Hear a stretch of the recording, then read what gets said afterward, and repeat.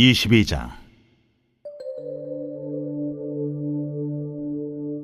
이스라엘 자손이 또 길을 떠나 모압 평지에 진을 쳤으니 요단 건너편 곧 여리고 맞은 편이더라. 십볼의 아들 발락이 이스라엘이 아모리인에게 행한 모든 일을 보았으므로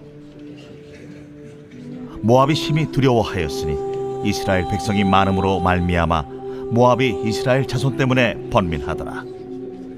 미디안 장로들에게 이르되, 이제 이 무리가 소가 밭의 풀을 뜯어먹음 같이 우리 사방에 있는 것을 다 뜯어먹으리로다. 그때에 십볼의 아들 발락이 모압 왕이었더라.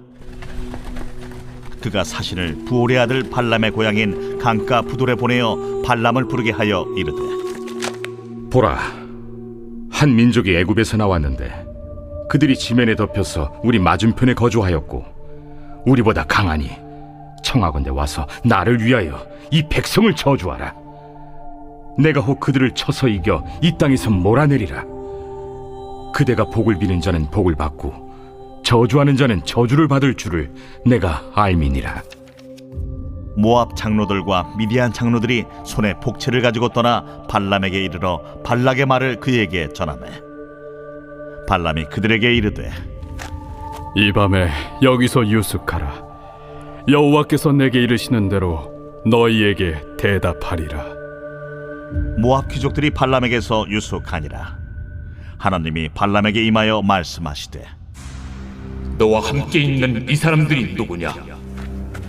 발람이 하나님께 아뢰되, 모압 왕 십볼의 아들 발락이 내게 보낸 자들이니이다. 이르기를, 보라, 애굽에서 나온 민족이 지면에 덮였으니 이제 와서 나를 위하여 그들을 저주하라. 내가 혹 그들을 쳐서 몰아낼 수 있으리라 하나이다. 하나님이 발람에게 이르시되, 너는 그들과 함께 가지도 말고 그 백성을 저주하지도 말라. 그들은 복을 받은 자들이라. 발람이 아침에 일어나서 발락의 귀족들에게 이르되, 너희는 너희의 땅으로 돌아가라. 여호와께서 내가 너희와 함께 가기를 허락하지 아니하시느니라. 모압 귀족들이 일어나 발락에게로 가서 전하되, 발람이 우리와 함께 오기를 거절하더이다. 이 아모리와 바산을 상대로 큰 승리를 거둔 이스라엘은 이제 모압 평지에 진을 치고 있습니다. 그러자 모압 왕 발락이 크게 위협감을 느껴서 당시 유명한 주술사 발람을 부르지만 발람은 하나님의 말씀을 듣고서 발락의 초청을 거부합니다.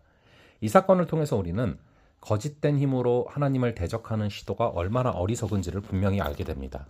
그래서 우리가 이런 두려움을 뒤집기 위해서는 제대로 구해야 된다는 걸 깨닫게 되는데요.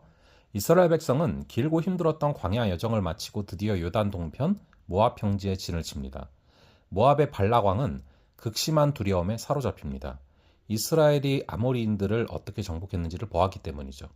그는 미디안 사람들과 함께 이스라엘을 막을 방법을 모의합니다. 그리고 당시 유명한 주술사 발람을 불러서 이스라엘을 저주하게 하기로 결정합니다. 이는 두려움이 인간을 어떻게 무력하게 만드는지를 잘 보여주는데요. 발락은 이스라엘의 승리가 단순한 군사력이 아닌 하나님의 도우심 때문임을 알지 못했습니다.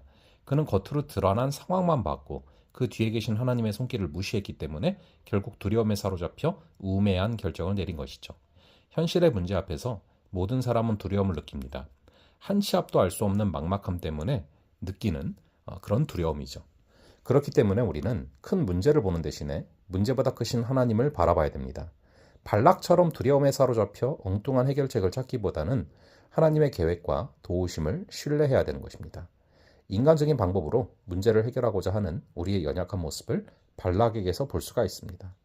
영적인 문제를 세상적인 수단이나 극단적인 방법으로 해결하려고 할 때 우리는 더 큰 두려움과 혼란에 빠질 수 있음을 기억해야 됩니다. 우리를 지키시는 분은 인간의 권세보다 강하신 하나님이죠. 궁지에 몰릴수록 우리는 제대로 구해야 되는 것입니다. 모압과 미디안의 장로들은 복채를 가지고 발람을 찾아갔습니다. 그들은 발락의 부탁을 전하며 이스라엘을 저주해달라고 요청합니다. 발람은 놀랍게도 하나님께 기도해 볼 테니 하룻밤을 머물라 라고 말하죠. 그가 하나님을 믿었기 때문에 하나님의 말씀을 듣겠다고 한 게 아닙니다. 이스라엘과 관련된 일이기 때문에 이스라엘의 신인 여호와의 말을 들어보겠다는 것입니다. 그의 이름은 발람, 즉 파괴자란 뜻인데요. 그리고 그가 거하는 곳은 부돌이었다라는 사실이 많은 것을 알려줍니다. 그는 복채가 탐나서 장로들을 붙잡아두려 한 것입니다. 하나님은 그에게 나타나셔서 그들의 어리석은 계획을 따르지 말라 경고하십니다. 발람은 아침에 일어나 거절 의사를 표하고 장로들은 발락에게 돌아가 결과를 보고합니다. 본문은 하나님이 주술사 발람을 통해서도 발락을 비롯해 이스라엘을 대적하는 자들에게 어리석은 결정을 내려놓을 것을 말씀하심을 보여줍니다. 주님이 친히 꾸짖으시고 돌이킬 기회를 주신 것이죠. 이럴 때 우리는 주님의 말씀에 귀를 기울여야 됩니다. 시편 저자는 이렇게 찬양합니다. 그의 노여움은 잠깐이요 그의 은총은 평생이로다. 저녁에는 울음이 깃들을지라도 아침에는 기쁨이 오리로다. 하나님의 말씀을 듣고 따르면 슬픔과 탄식은 달아나고 기쁨과 즐거움이 회복될 줄로 믿습니다. 주님이 말씀하실 때 제대로 들어야 됩니다. 겸손히 하나님의 음성에 귀를 기울이시기 바랍니다. 우리 앞에는 두려운 상황이나 문제가 즐비합니다.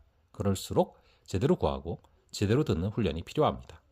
두려움을 믿음으로 뒤집고 세상의 꼼수를 주님의 계획으로 뒤집고 세상의 소리를 주님의 음성으로 뒤집을 때 그 상황은 역전되고 우리는 진정한 승리를 경험하게 될 줄로 믿습니다. 잠시 기도하겠습니다.